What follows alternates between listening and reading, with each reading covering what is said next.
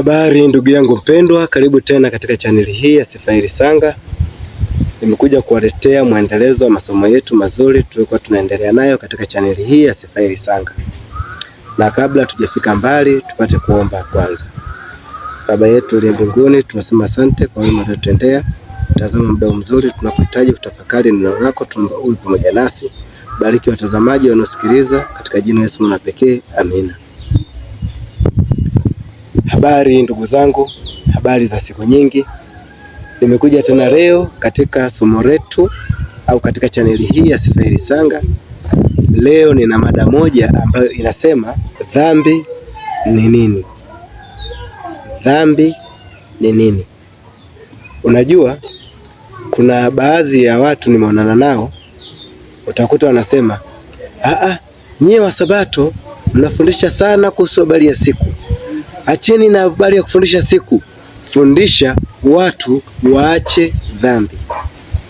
Sasa tunahitaji kujua dhambi ni nini, ili tunapozungumzia kwamba tufundishe watu waache kutenda dhambi, wawe wanajua dhambi ni nini. Manake huwezi kumwambia mtu acha kutenda dhambi wakati dhambi haijui. Hivyo basi inabidi tujue maana ya dhambi, ili tunapomfundisha mtu aache dhambi awe anaelewa dhambi ni nini, au aache kufanya nini, kwa sababu umeshamwelekeza nini maana halisi ya dhambi. Dhambi ni nini? Biblia ina majibu, na sisi hii ndio tunayoitumia ili tuweze kujua dhambi ni nini. Ukisoma Biblia yako katika kitabu cha Yohana 3:4, kisha soma hapo utapata jibu kuhusiana na dhambi ni nini. Ngoja tufunue. Inasema hivi: kila atendaye dhambi afanya uasi, kwa kuwa dhambi ni uasi. Kwa kila anayetenda dhambi afanya uasi. Kwa nini? Kwa sababu dhambi ni uasi. Kumbe tunapowafundisha watu waache dhambi, tuna maana kwamba tunawafundisha watu waache uasi. Uasi wa nini? Ukiingia katika serikali yetu, kuna sheria zilizowekwa serikali. Zile sheria unapozivunja, tayari unaingia hatiani kwa kosa la kuvunja sheria, kwa sababu unaiasi nchi yako. Sasa tunataka tujue, tunapoambiwa tuache uasi, ni uasi wa nini? Kwa sababu tumeambiwa dhambi ni uasi. Sasa je, uasi wa nini? Unaona? Kama dhambi ni uasi, tujue sasa, je, uasi wa nini? Kwa sababu dhambi ni uasi, sawa. Uasi wa nini? Tusome Biblia yetu katika kitabu cha Warumi 7:7. Tukisoma kitabu cha Warumi 7:7 tunapata jibu kwamba anapozungumzia tuache uasi, ni uasi wa nini? Warumi 7:7. Tusemeje basi? Torati ni dhambi? Hasha! Tusingalitambua dhambi ila kwa sheria, kwa kuwa tusingalitambua kutamani kama Torati isingalisema usitamani. Kumbe tunaitambua dhambi kwa sababu Torati ipo, au tunapozungumzia neno Torati tunamaanisha sheria. Kumbe sheria ndiyo ukiivunja unatenda dhambi. Sasa Torati ni nini? Au Torati hiyo sheria ni ipi? Ukisoma katika Biblia yako kuna amri ambazo ziliandikwa na Musa, pia kuna amri zilizoandikwa na Mungu mwenyewe. Na tunazozizungumzia hapa ni zile amri ambazo ziliandikwa na Mungu mwenyewe kwa kiganja chake mwenyewe akimpatia mwanadamu. Hizo sasa, endapo ukavunja hizo amri, hapo ndipo unaingia katika hatia ya kuitwa mdhambi. Kwa kumbe mdhambi ni yule ambaye anavunja sheria 10 za Mungu. Hizo sheria zipo katika kitabu cha Kutoka 20 kuanzia mstari wa 2 mpaka mstari wa 17. Pale pana amri 10 za Mungu, ambazo hizo amri 10 za Mungu endapo ukizivunja unaingia hatiani ya kuwa mdhambi. Naomba tuzisome. Kutoka 20 kuanzia mstari wa 2. Inasema hivi: mimi ni Bwana Mungu wako niliyekutoa katika nchi ya Misri, katika nyumba ya utumwa. Usiwe na miungu mingine ila mimi. Hiyo ni amri ya kwanza katika maandiko, ambayo hiyo sasa ukiivunja unaingia hatiani ya kuitwa mdhambi, kwa sababu umevunja amri au umeasi. Amri ya pili: usijifanyie sanamu ya kuchonga wala mfano wa kitu chochote kilichopo juu mbinguni wala chini duniani, usivisujudie wala kuvitumikia. Hiyo ni amri ya pili katika maandiko. Hivyo basi, ukiwa una sanamu ujue umeingia katika hatia ya kuitwa mdhambi, kwa sababu dhambi ni uasi wa sheria. Hivyo basi, unapoabudu sanamu, manake wewe tayari ni mdhambi. Ili usiitwe mdhambi, cha msingi ni kuacha kuabudu sanamu. Hiyo ni amri ya pili. Amri ya tatu. Amri ya tatu nasema usilitaje bure jina la Bwana Mungu wako. Iko mstari wa 7. Unapolitaja bure jina la Bwana Mungu wako unaingia katika hatia ya kuitwa mdhambi. Mdhambi wa nini? Unalitaja bure jina la Bwana Mungu wako. Ili usiitwe mdhambi, haitakiwi ulitaje bure jina la Bwana Mungu wako. Amri ya 4, ikumbuke siku ya Sabato uitakase. Siku 6 fanya kazi, utende mambo yako yote, lakini siku ya 7 ni Sabato ya Bwana Mungu wako. Unapoacha kuikumbuka siku ya 7 kama amri ilivyo, tayari wewe unaingia katika hatia ya kuwa mdhambi. Mdhambi ni nini? Dhambi ni uasi wa sheria. Kumbe unapoiasi sheria au unapoiasi Sabato, tayari unakuwa miongoni mwa kuwa kuvunja sheria, yani mwanahatia. Kwa Kiswahili kingine ni dhambi. Amri inayofuata, waheshimu baba yako na mama yako, ili siku zako zipate kuwa nyingi katika nchi upewayo Bwana Mungu wako. Amri nyingine, usiue, usizini, usiibe, usimshuhudie jirani yako uongo. Na ya 10 inasema usitamani nyumba ya jirani yako, usitamani mke wa jirani yako, wala mtumwa wake, wala mjakazi wake, wala ng'ombe wake, wala punda wake, wala chochote alichonacho jirani yako. Hizi ni amri 10 za Mungu. Unapozivunja hizi unaingia katika hatia ya kuitwa muasi au kwa Kiswahili kingine mdhambi. Kwa kumbe dhambi ni uasi wa sheria. Sasa kuna madhehebu ambayo yanafundisha kwamba sheria saizi hatuongozi kwa sheria, tunaongozwa na Mungu mwenyewe. Tunaongozwa na Yesu. Yesu alipokufa msalabani, kwa akaja kuibeba sheria zote akazishika yeye, kwa sisi tunamfuata yeye. Hivi una uwezo wa kumfuata baba katika njia anayoenda, alafu utaki kupita ile njia anayoenda yeye, unataka uzunguke njia nyingine ila uende kwa baba? Inawezekana? Yesu mwenyewe anasema katika kitabu cha Yohana 14:15. Ngoja tumsikilize anasemaje. Yesu mwenyewe anasema katika kitabu cha Yohana 14:15, anasema hivi: mkinipenda mtazishika sheria zangu. Kwa Kiswahili kingine, usipompenda hautazishika amri. Kwa kumbe ili umpende Yesu ni lazima uzishike nini? Amri. Ukisema mimi naenenda sawa sawa na Yesu anavyosema, sawa, ni kweli unaenenda sawa sawa na Yesu anavyosema. Je, unazishika amri? Kama uzishiki amri, huwezi kusema kwamba eti mimi naenda kwa Yesu, utaendeje wakati nyayo zake yeye unazikataa? Tena ngoja nikwambie jambo moja. Ukisoma kitabu cha Marko 12 mstari wa 30 na 31, baada ya Yesu kuja kuwafundisha wanafunzi, Yesu aliongea mambo yafuatayo. Sasa hapa ndipo watu ambapo wanabezi wanazikataa zile amri 10 za Mungu, wanazishika hapo. Ngoja tusome. Ukisoma kitabu cha Matendo, sio Matendo, ni Marko 12 mstari wa 30. Inasema hivi: nawe mpende Bwana Mungu wako kwa moyo wako wote na kwa akili zako zote na kwa nguvu zako zote.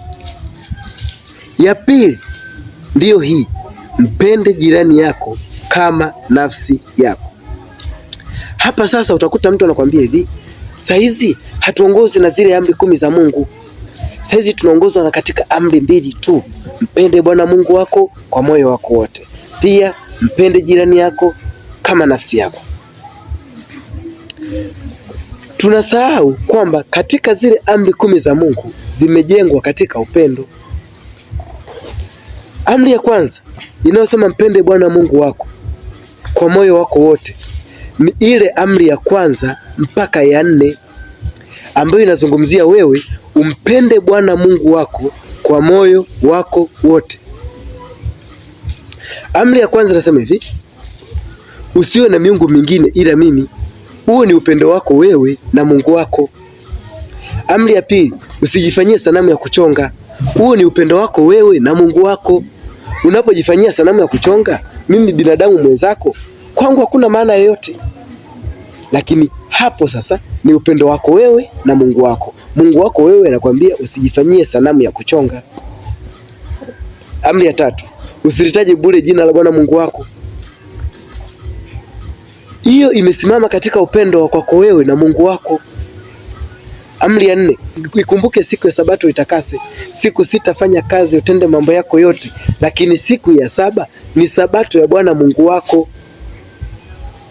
Unapoivunja amri ya siku ya 7, ile amri ya 4, unajikosesha wewe kwa upendo wako wewe na Mungu, kwa sababu Mungu ndiye anayekwambia ikumbuke siku ya Sabato uitakase. Hiyo ni amri iliyojengwa katika amri ya kwanza ambayo ipo katika Agano Jipya, inayosema mpende Bwana Mungu wako kwa moyo wako wote. Haya, amri ya pili inayosema hivi, mpende jirani yako kama nafsi yako. Ni kuanzia amri ya 5 mpaka amri ya 10. Hizo zinahusu upendo wa mimi na wewe mtazamaji. Hizo zinahusu upendo wa wewe na huyo rafiki yako, kwa sababu waheshimu baba yako na mama yako. Hapo Mungu hahusiki.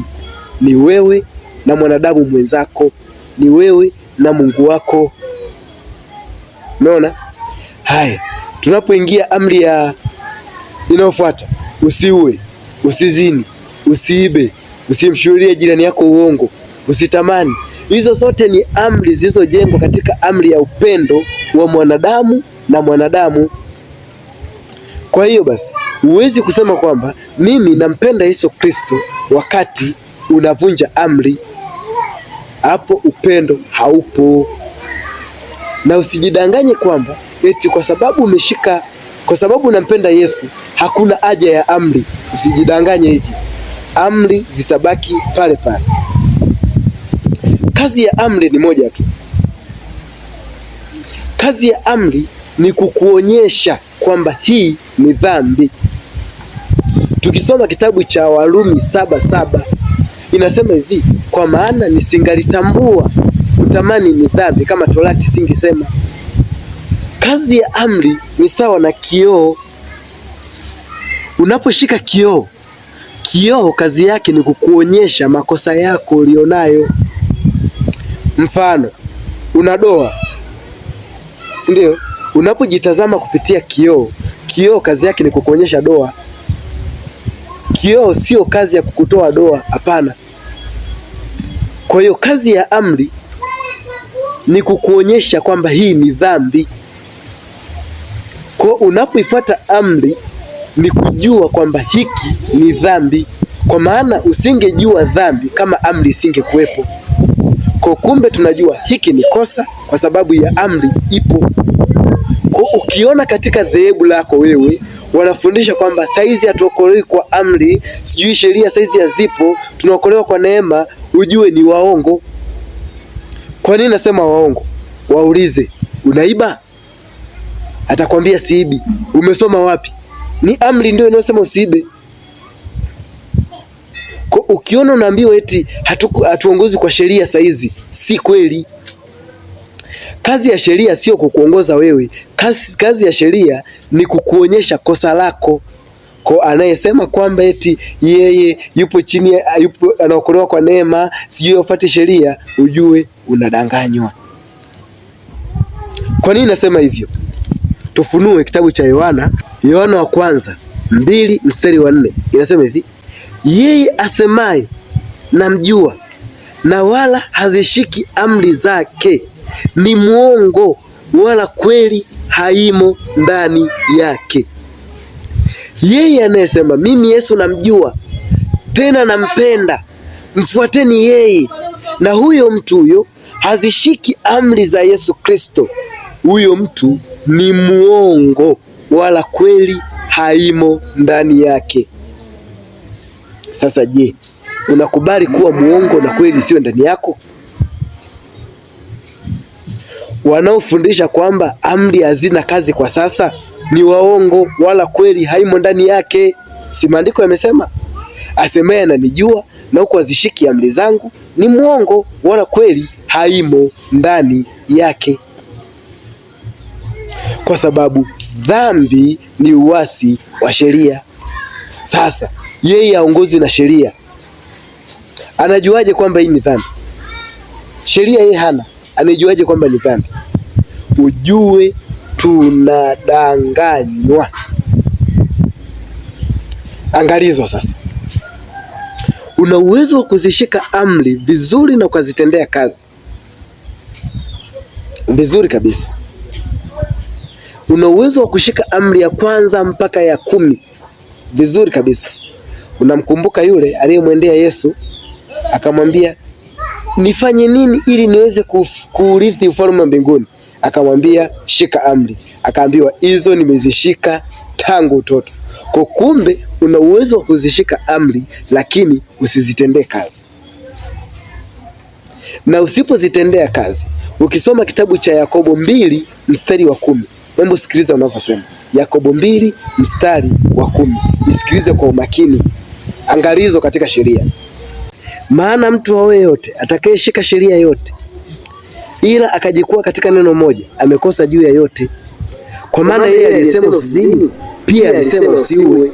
Basi ijapokuwa kuzini, lakini umeua, umekuwa mvunja sheria. Hivyo basi ukizishika zile amri 10 za Mungu ukajikwaa katika amri moja, umekosa juu ya yote. Sasa mnaongozwa na sheria sana, lakini umezishika zile amri 10, umevunja moja, umekosa zote. Umeshika zile amri 10 za Mungu, umeivunja Sabato, umekosa zote. Umeshika amri 10 za Mungu, shida ni mzinzi, umekosa zote. Huyu umeshika Sabato vizuri, lakini ni mzinzi, umekosa zote. Huyu umeshika Sabato vizuri, lakini ni mwizi, umekosa zote. Hivyo basi dhambi ni uasi wa sheria. Tunaongozwa sisi na sheria kupitia Yesu Kristo, kwa sababu Yesu Kristo ndiyo kiongozi wetu sisi, na Yesu Kristo ndiye ambaye alikuja kuziweka sheria mwenyewe kwa chanda chake mwenyewe alipatia Musa. Ukisoma katika kitabu cha Mathayo 5 fungu langu la mwisho mstari wa 17, inasema hivi: msizani ya kuwa nalikuja kutangua Torati au manabii, sikuja kutangua bali kutimiliza. Kwa maana amini nawaambia, mpaka mbingu na nchi zitakapoondoka, yodi moja wala nukta moja ya Torati haitaondoka hata yote yatimie.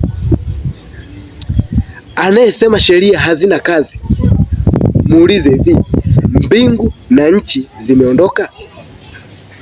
kama mbingu na nchi zipo, huyo ni muongo, kwa sababu yodi moja wala nukta moja ya Torati haitaondoka hata yote yatimie.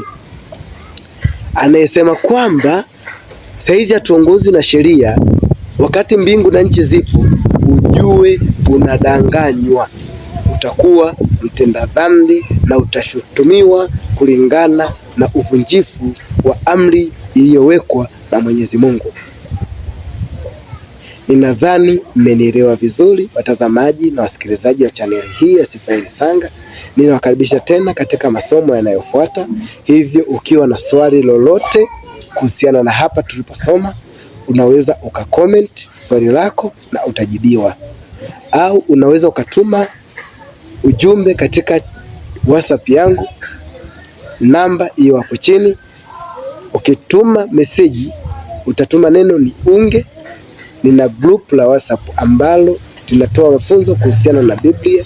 Hivyo basi utatuma neno ni unge, nami nitakuunga katika grupu hilo, alafu utaendelea kuuliza maswali huko na utajibiwa huko katika grupu hilo la Jifunze Biblia, na Mungu atakubariki.